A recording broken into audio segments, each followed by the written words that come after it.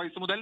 അങ്ങനെയുള്ള ഒരു സാഹചര്യത്തിൽ തനിക്ക് ഇനി ആ പ്രസ്ഥാനത്തിൽ വിശ്വസിക്കാൻ കഴിയില്ല എന്നൊക്കെ എഴുതി വെച്ചാണ് അദ്ദേഹത്തിന്റെ ഈ ആത്മഹത്യാ കുറിപ്പ്, അദ്ദേഹത്തിന്റെ പേരിൽ ഇപ്പോൾ നമുക്ക് സുഹൃത്തുക്കൾ ഷെയർ ചെയ്തു തന്നിരിക്കുന്ന ഈ ആത്മഹത്യാ കുറിപ്പ് അവസാനിപ്പിക്കുന്നത്. ഏതായാലും പോലീസ് അന്വേഷണം ഇക്കാര്യത്തിൽ ആരംഭിച്ചിട്ടുണ്ട്.